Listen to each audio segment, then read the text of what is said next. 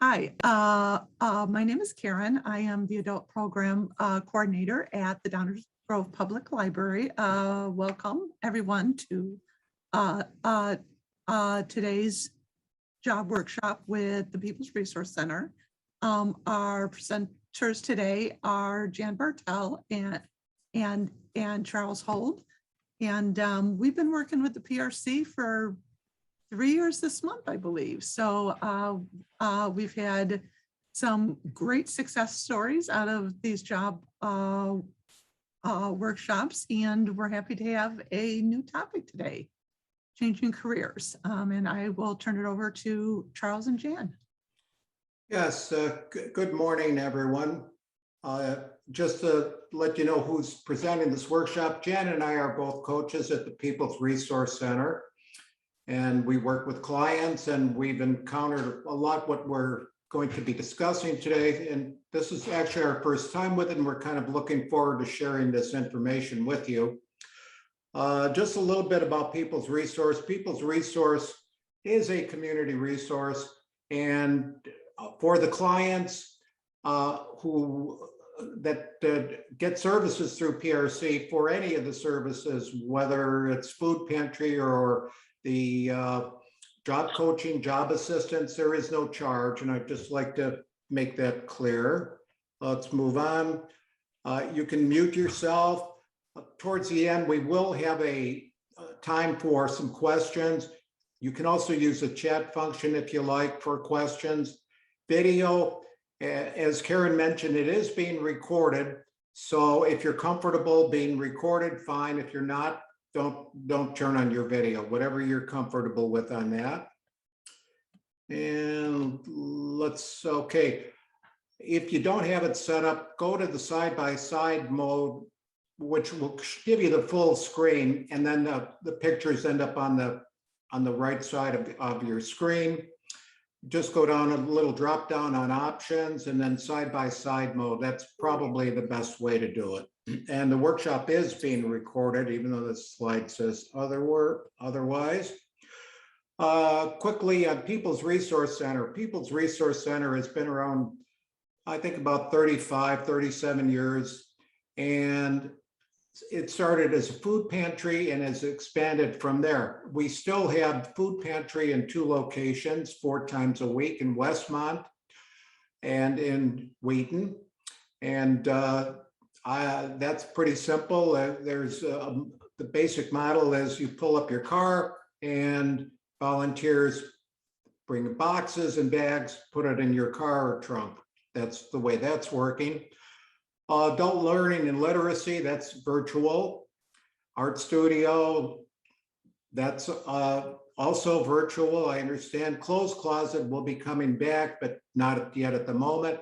Computer training, and there's a little slide or 2 on that, so we'll talk about that. A lot of good online courses that you can take right now to really improve your skill, check your skill level to see if you're at, where you're at. Maybe you need a little help, and there's computer services. Social services, which help people with different financial needs, that is active, and that's being done as we speak, so that's still going. And job search assistance, which is what we are, that is virtual and doing well, helping a lot of people.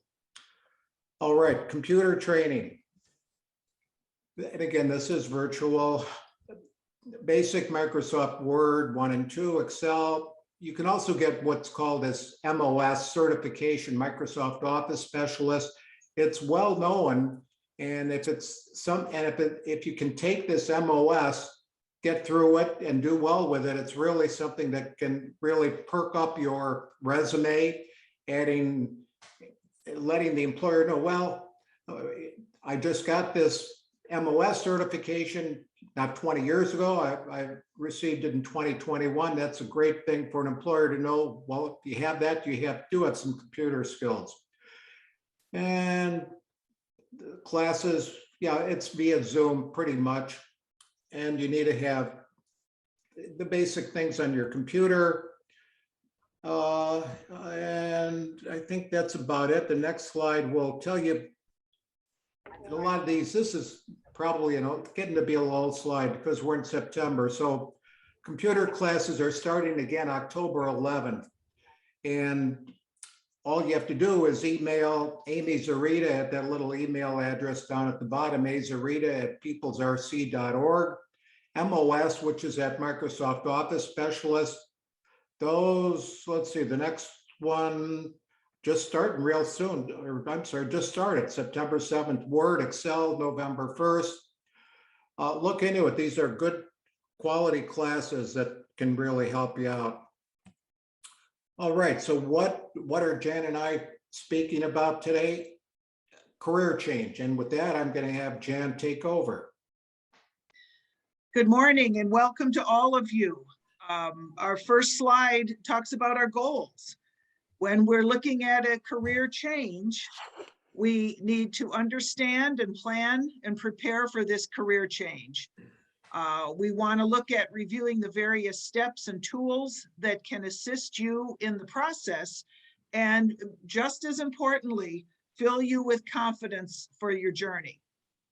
Why do people change careers? Well, for those of us who have all experienced COVID in the last year and a half or so, oftentimes that was a reason.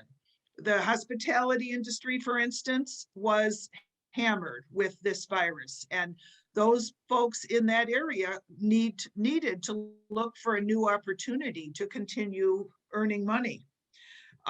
Some other reasons though: better pay, better benefits, more fun. I chuckle when I see this one because sometimes work is not fun. Anybody who's been working for any length of time knows that there are days that really aren't fun, but there are also times in jobs where people do have a good time and they connect with each other and they enjoy each other and they work well together, and therefore they can have fun. There's a certain amount of fulfillment and opportunity to give back.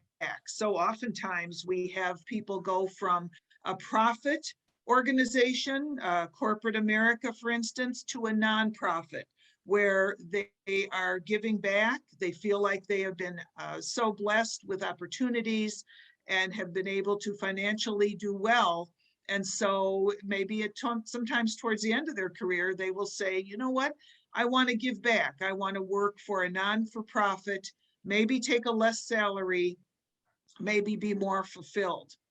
Job security is something that people look to when they change careers, to be sure that there is financial security with a 401k or with some retirement benefits, with days off, holidays, etc. Some people change careers like COVID and the virus due to layoffs or reduction in force, RIF, reduction in force, or dismissal. They have no choice. They're laid off, they're fired, they need to start looking for something else.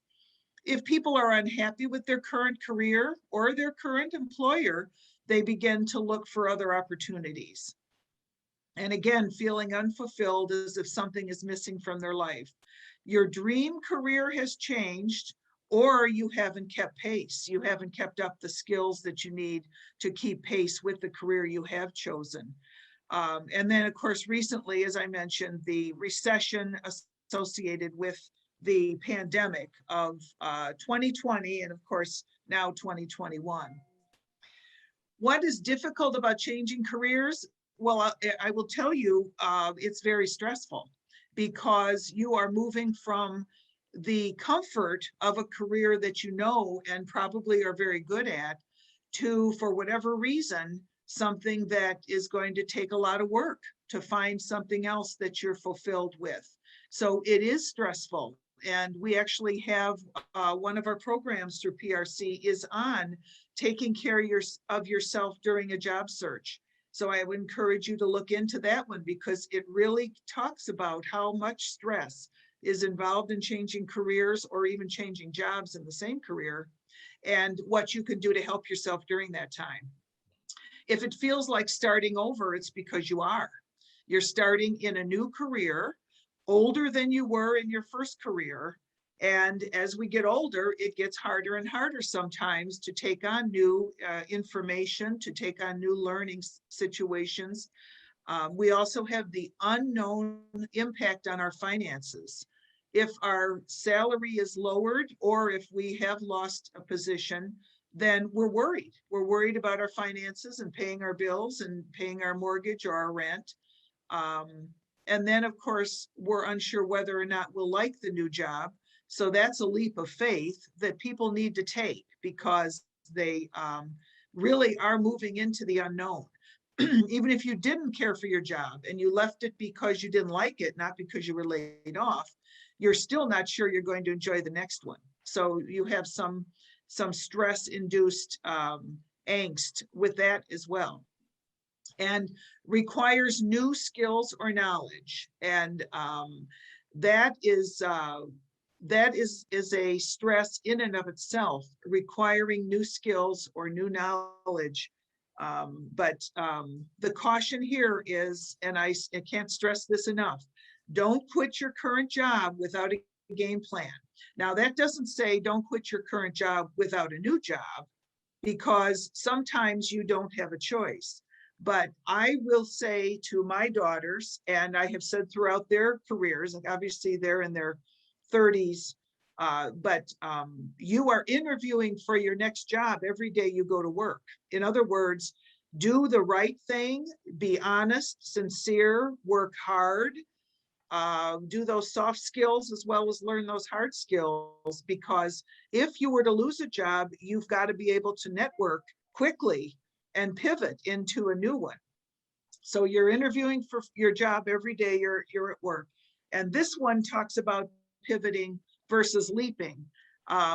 We can have career clusters, so you can be in a similar career and different jobs within that career. You can have a current role, but in a different industry. And you can have different positions within your current company. And I will tell you, throughout my career as a nurse, I had different positions throughout the company, but there is always that stress of looking at and assimilating a new position into your career. Not an easy task. And so be flexible, be open to it, understand that you may at some point in time go to work and say, this particular area in this industry is going to close. Here are your options. Maybe you have just heard the Elmhurst Edward healthcare system is merging with North Shore healthcare system. That's done for economies of scale. And I have, as a nurse, been within many mergers throughout my career. There will be people, even though they may not say that, there will be people, because of duplication, that will have to look for different positions in the company. Hopefully they can, but this is in the news today. So it's not unusual for companies to merge, areas within a company to go away. And people need to always be aware that you may have to move somewhere, somehow in your career. Always consider that every day you're at work, you're interviewing for your next job. You don't know the job, you don't know anything about it, but if you do what's right and work hard, you will be a good candidate for the next job whenever it comes along. One thing we always tell our folks when they are coming to us for help is that you need to commit to the process of moving into a new job or a new career, and or both. And being prepared is so very important. And again, we have some classes that help you go through the preparation process for looking into your next job, your next career. And it's going to take some time. There are people that are looking for jobs now are in a little bit better position than they have been in the past. For instance, the 2008 recession, or even the recession in the beginnings of this pandemic. So jobs are coming back. They're coming back in a little different way. The green energy jobs, the healthcare jobs, these are jobs that are going to be important in the future. But be prepared. Take some time, look around and plan, because if it comes upon you quickly, you need to be able to look quickly and pivot and start planning quickly. Conduct an honest self-assessment. You know, oftentimes I say to my clients, get a cup of coffee or a cup of tea and have some quiet time somewhere and just think about, what do you want to do? What do you enjoy? What do you think you're good at? What are your skills? What is your experience? Do the research on the companies, do the research on yourself, update your resume, look at what's out there, look at jobs that are going to need you. You know, and I use the coal mining. There is no coal mining anymore. Don't look, if you're looking at a coal mining job, it's not there. A lot of the jobs, even in travel and hospitality, travel agency, for instance, people do this on the internet on their own. It's not there. So do an honest self-assessment of what you like, what you're good at, and what is out there that you could fit into. And then again, we have another class on skills and accomplishments that help you mesh your skills, your accomplishments, your experience with what jobs are out there. And that's part of this whole idea of research. I cannot stress enough the idea of networking. It's even more important now. 80% of jobs, from what I understand, are through networking. And that means, who are your friends, your family, your church members, your neighbors who are working perhaps in an industry that you're interested in, and connect with them and say, I'm looking at something in this area. Talk a little bit about your, what we call the 30-second or elevator speech, and say, I'm looking to change. And if you hear of anything about this job, that job that you're interested in, they will let you know. People try to help. People actually try to help, because you know what, everybody's in the same boat at some point. They're changing a job or they're changing their career. And then when you are able to list out your skills, your experience, your interest, what brings you joy, is prepare your story, and prepare your story in an effort to share that story with an impossible employer at some point, because you want to sell yourself. And you sell yourself by doing a plan and preparation ahead of time. The next slide is really goes more in depth into the self-assessment. Are you burned out? Why are you considering a change? Did your job leave? Do you see your job leaving? I was in a position at some point in my career where I was doing diabetes teaching, and Joslin Diabetes Program from Boston, Massachusetts, was going to be coming and taking on the diabetes. Well, you can only imagine what I thought. And so right away, I got my resume together and I started interviewing, and I found a position that I loved even more in an academic medical center that I was really proud to be part of. So it all worked out. But you're either burned out, or you see something coming down that you see you need to change. And then what's the extent of the desired change? And Charles will talk more in depth about how you do this through our ONET online. But what are your strengths? What are your interests? What is and isn't in alignment with your career? And I will tell you, if you're in a job where you are in a values clash, and I think everybody knows what that is a job where you feel like they are not kind to people, or they're not honest with people.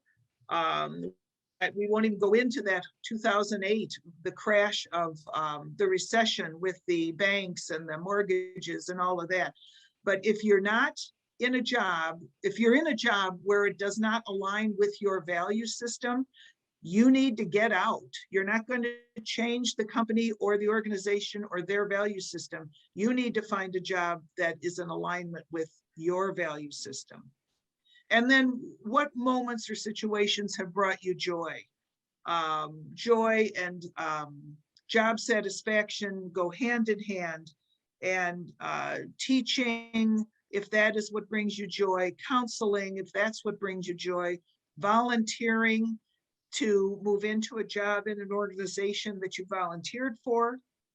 I have one quick story about one of my job clients who had a bicycle shop, and the bicycle shop burned down, and he lost his career and his something he built up over his many years. The long story short is he volunteered at People's Resource Center, eventually had a job there, and very happy. So sometimes volunteering can bring you a job when you least expect it. So always be prepared to have a plan.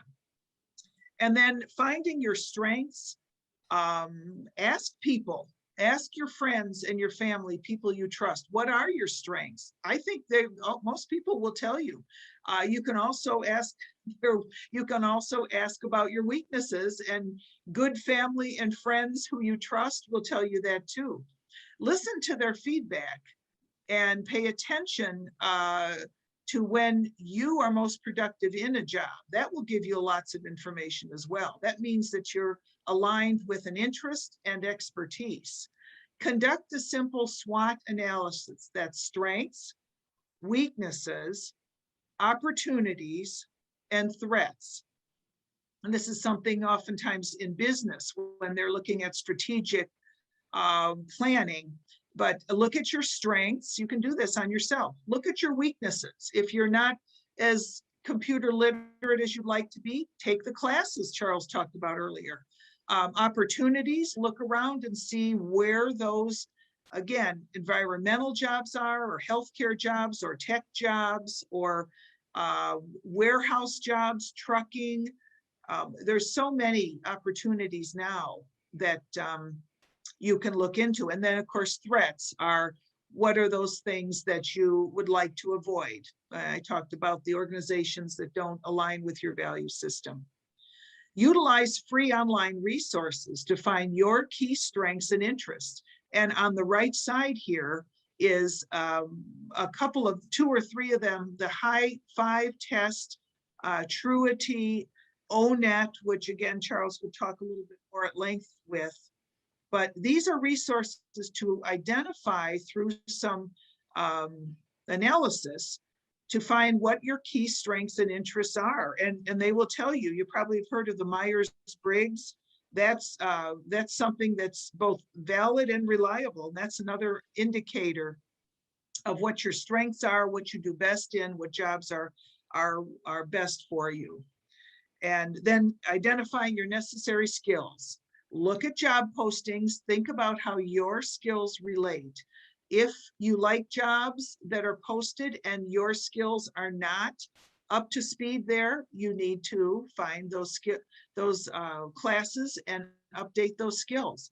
College of DuPage, online classes. There are so many opportunities to get your skills up to date, and PRC, of course, is giving you opportunity with computer skills. And use the skill matching tools. Tag Crowd is one of those, to identify keywords in jobs that match your resume. So what are your skills and what are they looking for? So you can match those up. You can go to LinkedIn, look at the profiles of people who have the job you want. Once you've identified what career you're looking into or what job you'd like to have, and see what those people have done and what the skill set is, and link up with them. Ask to link up with them and connect and see, what can you do to upgrade your skill set. Look at their work history, see how they describe their roles. So identifying necessary skills, very important. And then the next is some transferable skills. After you take stock of your skills, both hard and soft, that you have from your previous career or industry. Now, hard skills, for instance, would be computer skills or an electrician or a teacher. Those are the skills that you bring to the job. Soft skills, and I have always believed these are just as important, are team player, detail-oriented, kind, prompt, coming to work on time, working as a good team member, empathy towards your other team members. This emotional intelligence is, again, just as important as the hard skills you come. And I will tell you, as a manager of many years, many employees had good hard skills and poor soft skills, and they don't last.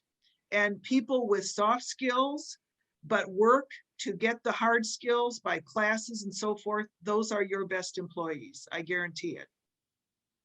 So what skills are the most relevant to the new one?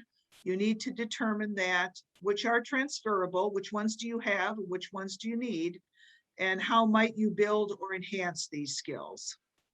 And then which one should you highlight? Any kind of, depending on, that depends on the employer and the job you're looking at, but it depends on their priorities, and then you highlight the ones that are your skills relative to their priorities. Remember, you're interviewing them as well as they're interviewing you, but they're looking for what can you do for them. And so you need to make sure your skills are right up there with what they are looking for. So the next is most transferable skills. And I'll let you kind of take a look at this, but these are the ones that you can transfer to other jobs. Most of them are soft. Project management, I determined as a hard skill. Computer skills and management towards the bottom on the second row, those are hard skills. But if you look at the rest, listening, creative, relationships, writing, communicating, teamwork, these are all soft skills. These are things that are, in my opinion, again, more important than hard skills because they'll get you farther in the jobs. And closing the skills gaps, this is kind of what I talked about, is finding where your skills need to be improved, and then doing these things. Online classes, continuing ed, College of DuPage has wonderful classes there at reasonable cost to those of us in DuPage County. Coursera, Udacity, Springboard, graduate degree, of course, certification programs, any kind of software training, mentoring programs, any industry event, conferences that you can attend, professional organizations like alumni for your schools, volunteering, as I mentioned before, or internship opportunities to get your foot in the door of some place that you really want to work. Take on additional responsibilities in your current job. That's one of those soft skills, but in addition, you're learning more responsibilities, which makes you more marketable in your current job. And if there's a job in the area around that, you've got the opportunity there to move in seamlessly to a new job within that organization. And an example of this would be healthcare supporting staff, or careers on the rise, information statistics, Bureau of Labor Statistics, US News and World Report of the best jobs, LinkedIn, ONET Online. And as I mentioned before, what's hot in 2021, tech, healthcare, e-commerce, because we're getting everything online now. Customer service will never go out of style. I know I could ask you and you could off the top of your head tell me the most recent poor customer service that you had. I guarantee it. But good customer service, you should also be able to focus on those organizations with good customer service. So very important. Renewable energy and digital marketing. And the next slide, healthcare supporting staff. These are job titles, healthcare assistant, pharmacy tech, dental assistant, home care aide, the skills needed, the education. 83% of hires have a bachelor's degree or higher, so something to think about. And look at those salaries. Now, I'm going to assume the pharmacy tech has the 106,000, but dental assistant is probably close. So healthcare is never going to go away. We're always going to need people to take care of us. And with that, I'm going to turn it over to Charles. And at the end, we'll take questions. Wonderful. Thank you, Jan. That was very helpful, your presentation. And I was just thinking a little bit that change is not an easy thing for any of us. If you love change, you're an unusual person. Most of us find change challenging. But certainly in this case, it's a challenge. If you're prepared, it's something you can do. If you take the classes and a lot of the different things that Jan mentioned, you can get there. You can change careers, you can change industries. Today is a different day and age than 30, 40 years ago, where it was it was a little unusual to be changing industries more than once in your lifetime. Today, I think it's going to be going forward pretty common. And people in the HR department are not going to find it unusual to see that you've had 2 different careers, 3 different careers. So this may not just be a one-time thing in your lifetime, depending on your age and where you are in your career. But getting back into research, we talk a lot at PRC about research, and it's very, very important to research. What do you like to do? What are your skills? Jan spoke to that. What's transferable? But you have to do this research. You do the research on yourself. You do the research on the company. You can do research on the industry. This is an online resource. It's called ONET. It's not a zero. It's onetonline.org. And this is one of the few websites that I know I've used for about 5 years, and I've never gotten an email from them. I've never gotten a bill. This is a free site. You don't even need a password or username, any of that. And it is actually the U.S. Department of Bureau of big mouthful, Bureau of Labor Statistics, U.S. government. So it's a free site, and it's very, very helpful. They collect data. What does a nurse do? What does a pharmacy tech do? As Jan mentioned, the healthcare industries. And you go to this site, and again, that's it. It's onetonline.org with the 3 W's in front, by the way. By the way, this is being recorded. You will be able to review it later on if you missed something or just want to hear it again. I believe, and I will check with Karen through the DuPage library, and it'll probably be posted on PRC's Job Assistance website as well. But getting back to ONET, pretty simple. You go to the site. You are currently a school teacher, and you're thinking that, well, I would like to sell insurance. I would like to do something in sales. I like communicating. I like that field.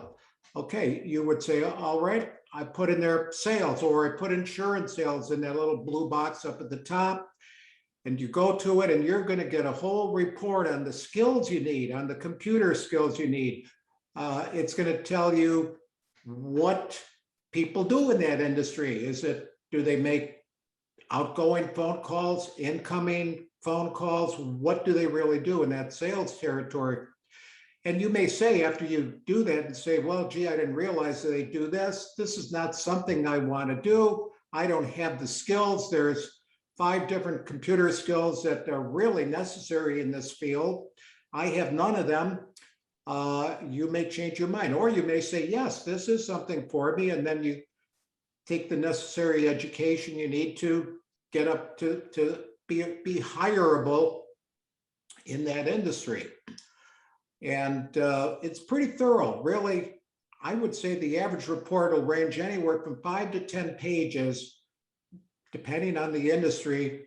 Very, very specific. How much time sitting, how much time standing. I mean, it can really get into the minutia, which actually minutia is a good thing, because you may find out some of the minutia, the small things, are for you or not for you. So it's a great site, this ONET online, and you can do searches by industry, similar industries. You can do an advanced search. You can do it by your skills and interests.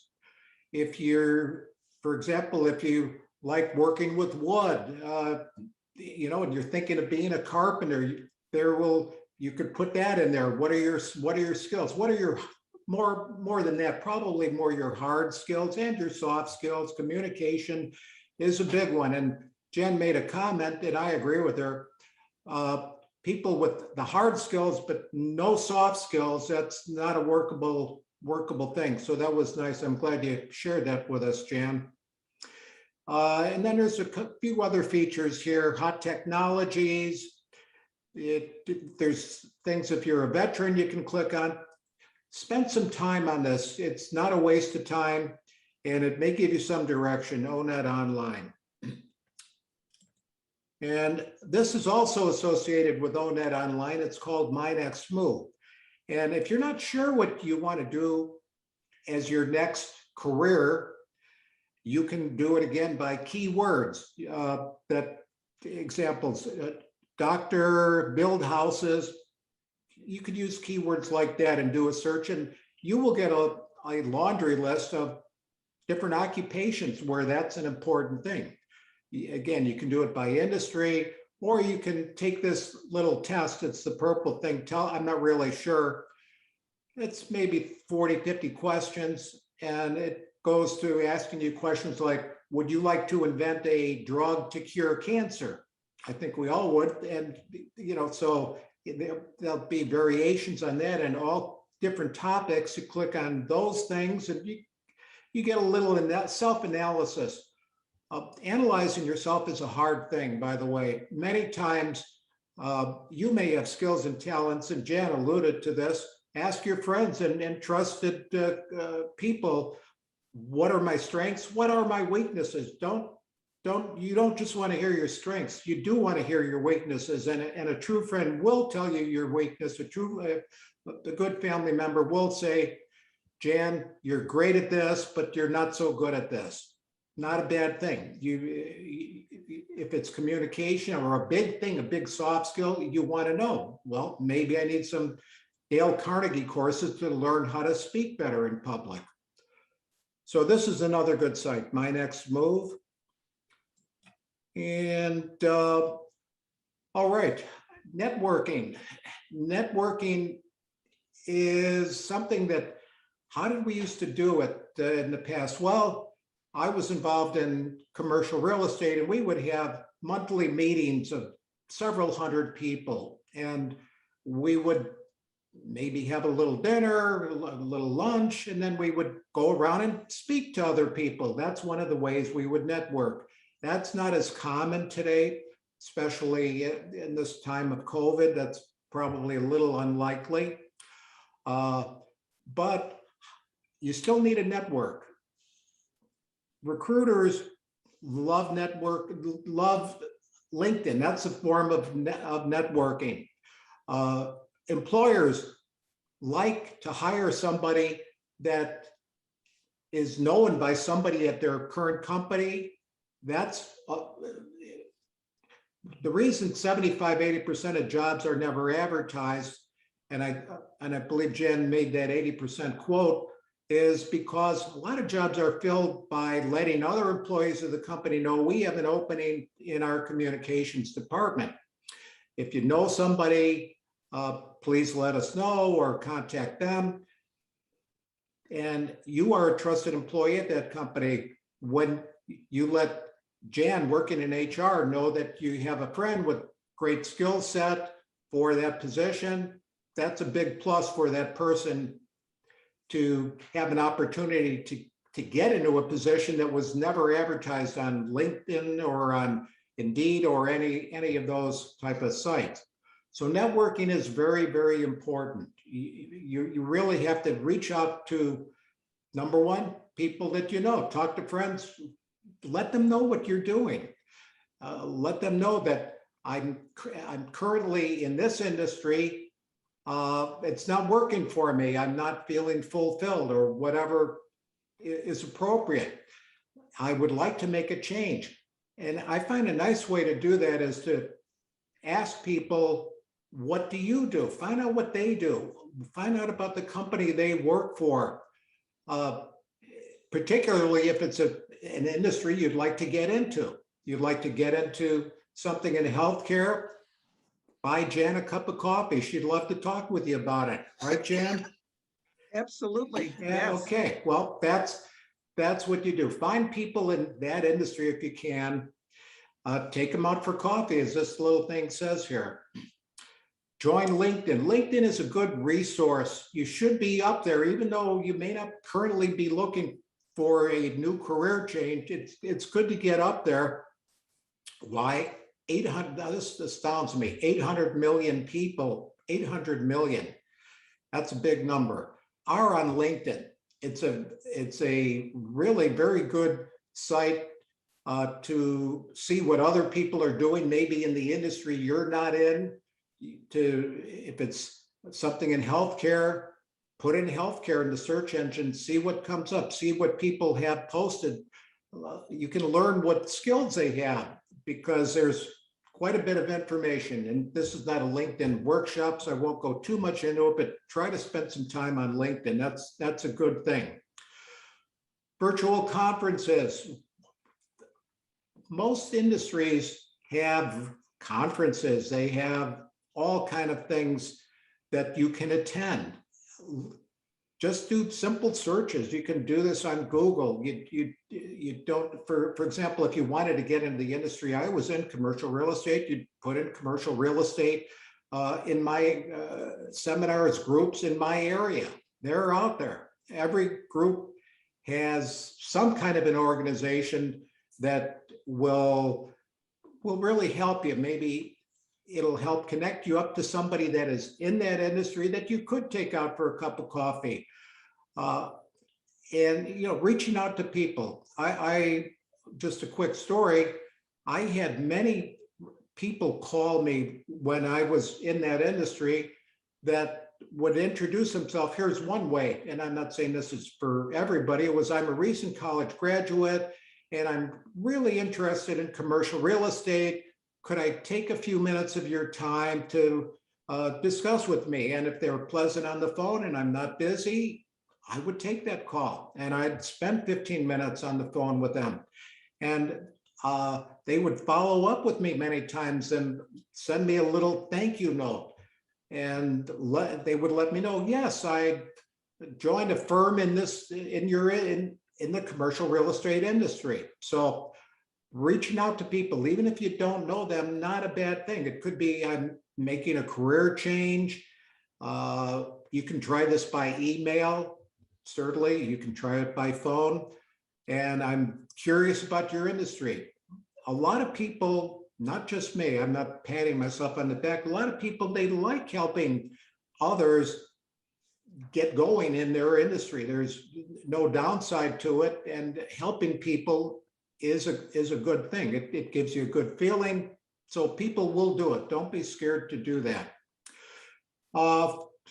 Okay, join fun groups. I'm not sure what a fun group is really, but there could be, it could be a job club. It could be, I don't know, kind of come up with that one yourself, a fun group geared towards your career or personal interest. This meetup, I've never used it, so I can't testify to it, but it is a matching type of a website where you can, like, I like gardening. Okay, maybe I'm sure if I went on it, there's a group of gardeners that I could meet up with.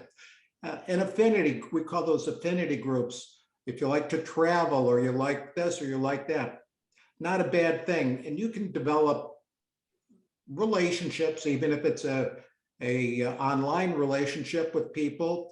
And over time, you can go into more than, well, yes, I enjoy gardening, I like growing tomatoes, but I'm also thinking about changing careers. What do you do? And if these are people that you have any kind of relationship with, there is another networking opportunity. Networking is with anybody and everybody. It can be your neighbors, can be your friends, can be past co-workers, past employers, you name it, social, church organizations, wherever you're with people or see people online today, that's fine too. So let's move on. All right, when you're communicating, what do you want to do? You want to let people know, and again, we're speaking not with the networking, so we're moving on from networking here. This is when you are speaking to a prospective employer, when you're sending a resume in, you want to work there. A big question is going to be, well, you've been in this industry for 10 years, for 20 years, for 15 years. Why do you want to make a change? Pretty reasonable question for an interview or an HR person to ask, I would think. I would think they'd be derelict if they didn't ask that question. And you have to have the right answer. It can't be something like, well, I need to make more money. It could be a fairly common thing today is work-life balance. It could be, at this point in my career, I'd like to transition into something where I have a better work-life balance. And I feel that this new industry that I'm interviewing for, maybe that's it. Maybe it can be something as simple as that. And again, this is, I will tell you, I was in sales, really I was in sales. I can say commercial real estate, but that was just what we did. But sales was really the important thing. And this is a sales presentation. So you do have to, that's what an interview, that's what a resume is. It's a presentation, sales presentation. And you have to have these answers. Why you're making the change. What transferable skills you possess. There are skills that are transferable. How do you know if they're transferable? Well, I just told you a little information about online resource like ONET. If you know very little or you think you know something about that industry, do check it out in ONET. See what skills you have. Some skills, as Janice said, are easily transferable, and many of them are the soft skills. Communication abilities, your ability to think on your feet, to things like that, or team player, very transferable. If you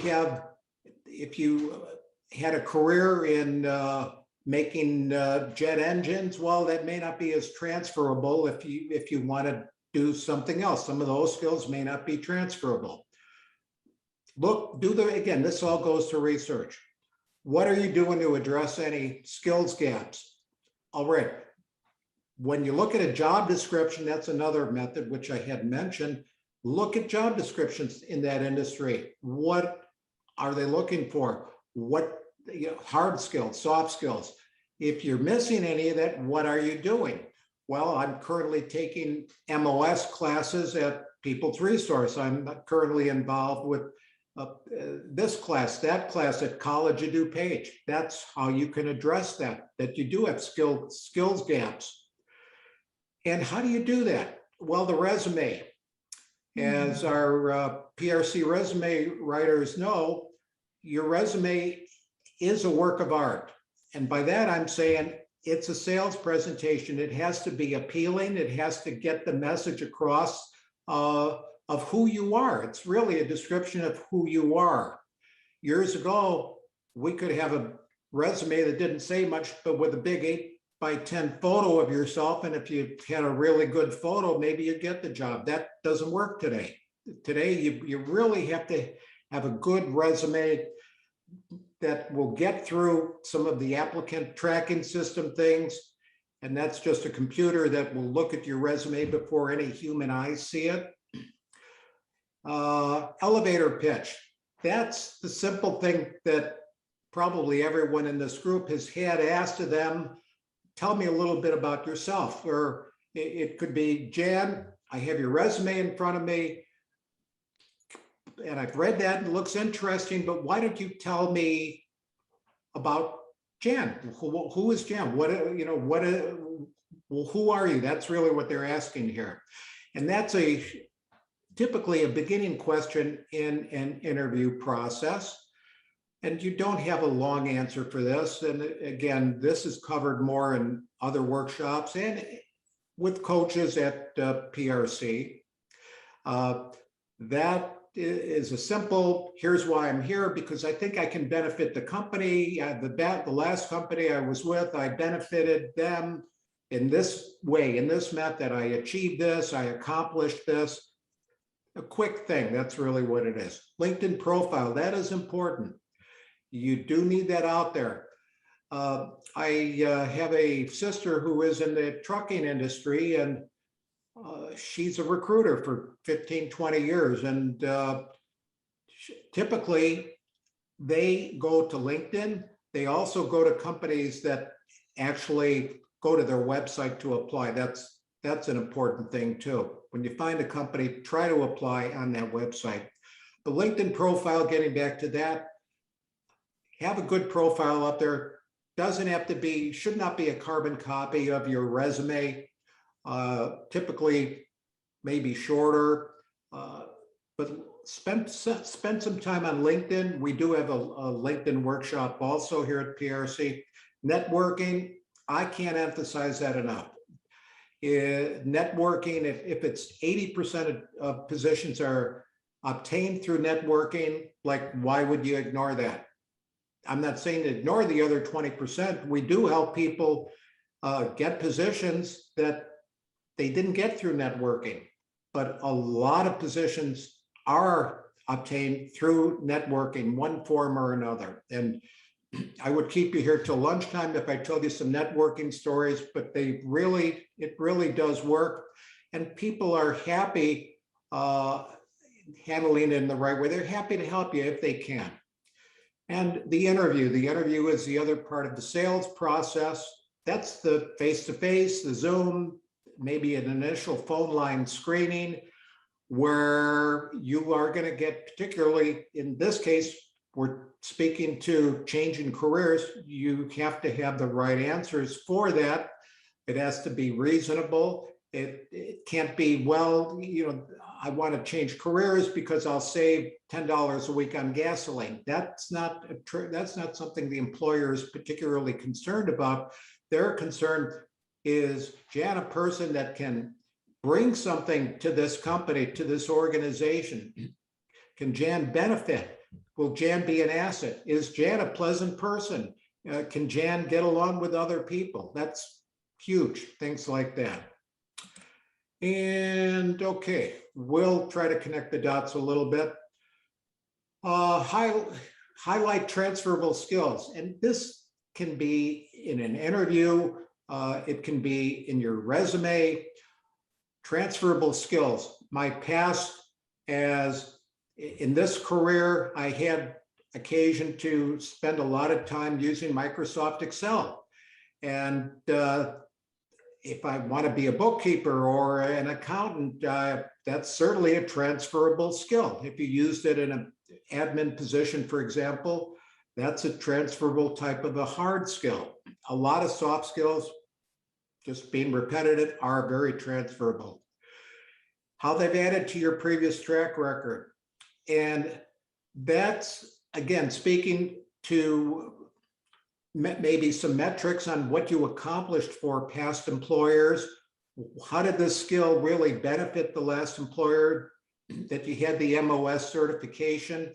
I had somebody recently that worked for a firm that didn't know what a mail merge was and would send out little sales cards to people by hand and with a stamp on them. Okay, 1980, 1960, that was great. But today we have mail merge, and this person introduced mail merge to that firm and helped them make money, helped them get out their marketing material. It can be something as simple as that. How will it benefit the new employer? It's all about, I will tell you, obtaining a job, whether it's changing career or in any way, it's always got to be about benefiting your new employer. Employers hire people because they believe they will be a benefit to the firm. Not that it's necessarily a benefit to you, it has to benefit the firm. I'll focus on what you contribute instead of what you lack. It may be, well, on a job description, I have 7 out of 10 things. I plan to take some educational courses for my missing things, but here's really what I can contribute to the firm. That's what they look for. Can you contribute? It doesn't have to be 100% match. You don't have to have 100% of the skills. A lot of skills actually can be learned on the, it's not a lot, but some skills can be learned on the job. They really can. So focus on what you have, not on what you don't have. You don't want to be apologizing that, well, I don't have this, I don't have this, I don't have this. That's focus on presenting your strong points. SAR statements, these are situation, action, result statements, and they're also called behavioral questions in interviews. And again, particularly in changing careers, it's going to be the big thing that the red flag in the person in the interviewer's mind is going to be, why does Rhonda want to change careers? Are they suitable for this new role? Because you don't have a past history in that career that you're interviewing for. So you can't say, well, I did this, specific this. You can do that as far as it relates, but the big questions they're going to be looking for that'll be answered in their mind is why the transition, and after that's the big SAR you're going to have to answer with this change in careers. And then after that, once you're convinced of that, then does the person have the suitable skills, the temperament, whatever soft skills that are needed for this position.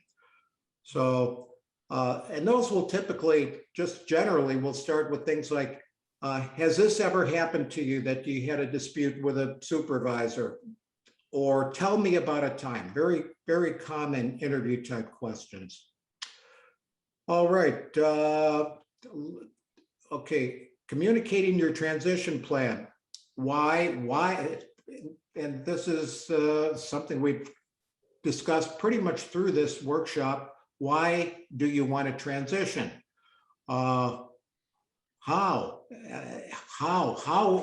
can you make the transition? Well, I can do it because I've taken these courses. I have really learned about your industry and it intrigues me. Yes, I don't know everything about it, but I feel my transferable skills can be a real asset to your company. That's, how you can communicate it. And again, highlighting those same transferable skills.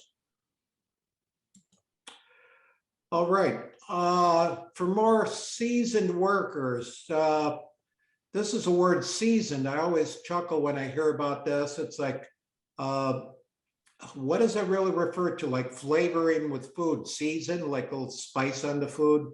What this really refers to is somebody that has some years under their belt, 10, 20 years maybe.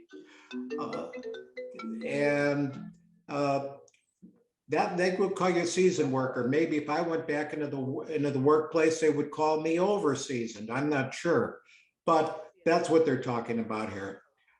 And why after 10, 20 years do you want to go into a new career? And Janet spoke to this. Not unreasonable. You may feel a desire for change. Doesn't have to be a bad thing. We just, get bored, maybe tired of being in an industry your whole life. I was in an industry. Now I'm a volunteer job coach. Okay, it's a career change, and it's suitable for me. That's something that comes from within. So we won't cover all that again. Transitioning doesn't mean you have to begin at the bottom of the career ladder. No, it doesn't. Actually, career change, another way to look at this, it used to be, well, you start at the bottom, go up the corporate career ladder. Now it's kind of like, instead of a ladder, if you think about a lattice is pieces of wood that go horizontal and crosswise possibly, or a ladder, if you put a bunch of ladders next to each other, you could call that a lattice, and you could go sideways. Okay, so when you go sideways, you could be changing careers. Then you can climb that corporate ladder a little bit, and then maybe change your career again.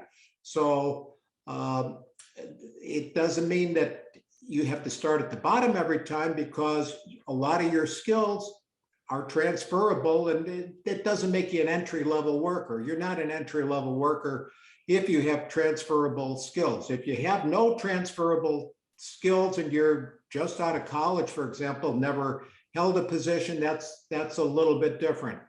That's one where we call them entry-level positions, but you don't have to get a entry-level position when you do a career change. It's really not necessary. You just really have to sit down, analyze, see what you have to offer. Experience, maturity, and tenure can outweigh some skill gaps. Yeah, that's absolutely true. One of my clients, 83 years old, 83, just landed another job. This person was laid off about a year and a half ago, I guess. Had a few temporary things, now a new permanent job at 83 years old. Why would somebody hire a person that age? Well, think of the experience they have. Compared to 23-year-old, they have 60 years of experience. That's valuable. Life skills, communication skills, a lot of things. So don't ever feel, and I know there's a lot of talk about, oh, well, there's, I'm over this certain age and there's age discrimination. Might be true with some companies, but most companies value your skill and your experience, and a date on a calendar is not that important. So let's move on here. How do you know when you're ready? Well, okay, you have to have your story, and that can be your resume, can be your interviewing skills. You have to practice that. We believe a lot in practice, practice, practice, practice. That's how you get better, and that's how you get past some of the nervousness of, oh, what if they ask this question in an interview? I won't know what to say, or, oh, I'll get flustered, or, oh, I'll get nervous, and blah, blah, blah. Well, the way you get over that is just by practicing it. Finalize your resume, cover letter, to include your new transition story. Your resume of 20 years ago or 10 years ago, there's some things that can be plucked out of there, but you need a new story, particularly if you're transitioning. Very, very important to have your story. For example, I like gardening, as I mentioned before. If I was to interview or to go for a career in agriculture, I would incorporate that I've been a hobbyist for many years.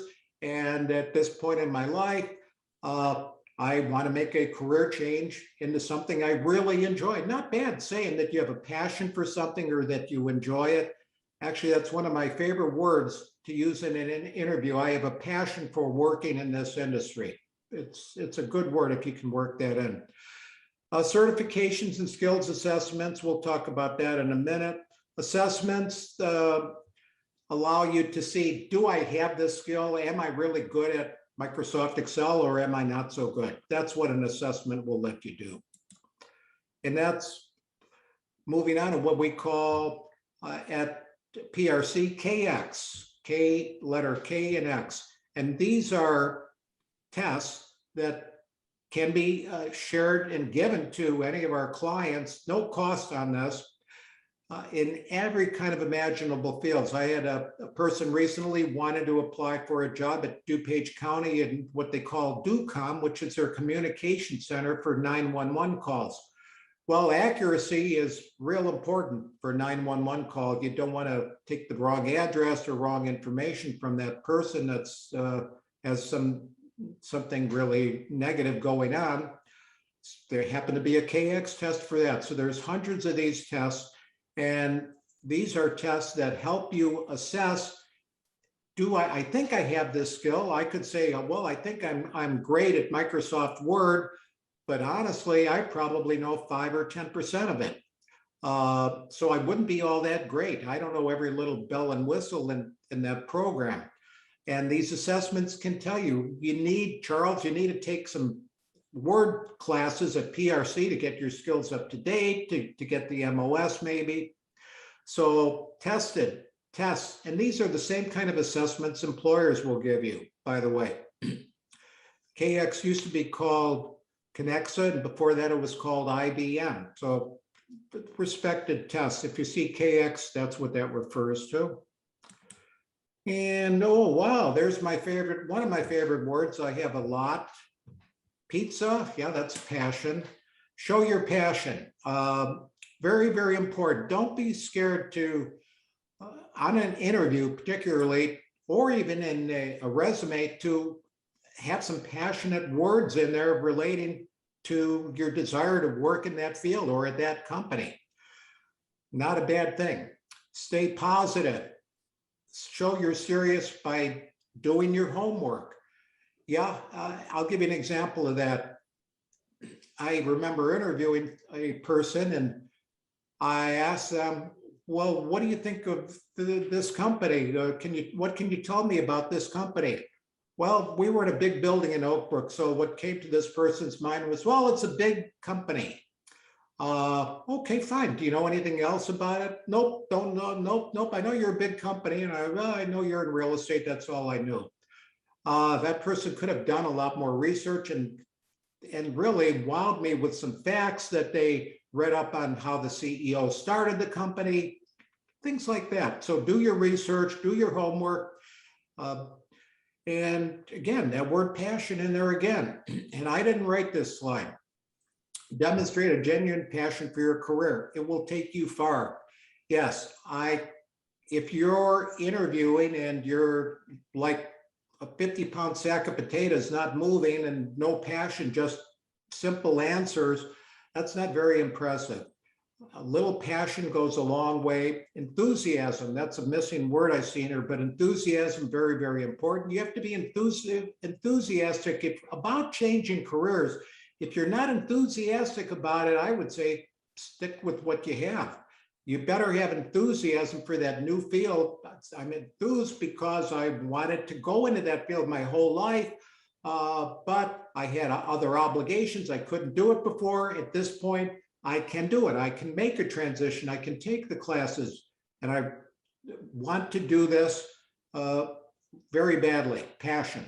So fire in their belly, yes.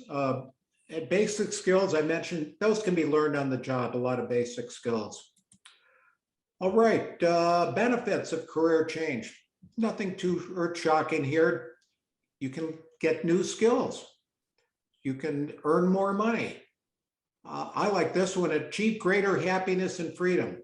And no, work is not all fun and games, but I will tell you, if you enjoy, and that's not saying you're not going to work and maybe some days you won't like it. If you enjoy what you're doing, life is a lot more enjoyable. It's not like, oh, it's Monday morning. Oh, shucks, I have to go to work again. It was rather like, oh, good, it's Monday morning. I can't wait to get back to work. Why? Because you enjoy what you're doing. And work, when you enjoy what you're doing, isn't work. It really is not. And I'm telling you that from my firsthand experience. I enjoyed what I did my whole life, and I never said, oh, woe is me, it's Monday. All right, another thing, find work more interesting. Maybe what you're doing is not that interesting and you like to challenge your mind, grow some new brain cells, develop some new skills. Learning is a fun thing. Learn how to adapt. Adaptability is something that we're not all good at. Again, that's like change. Adapting is another word for change, I think, in some ways. Another benefit, control your career. Yeah, you run your own show in that respect when you change careers. Develop new relationships, jumpstart or revive your career. Yeah, it can give you new life. You can feel enthusiastic again. You can feel 10 years, 20 years younger again through enthusiasm. All right. Wow, what a wonderful picture. Here's a person that climbed up a mountain and is up there. They've achieved their goal. Can't go any higher. But achieving your goal, that's what we're here to help you with. So this slide is not appropriate here. Final thoughts. If you're interested in getting a job coach at PRC, mark down this number, the 630-682-5402, extension 333. That will get you through to our people. It's free. There's no obligation on this. There's no charge, I guarantee you that. And so that's all I have to say on that.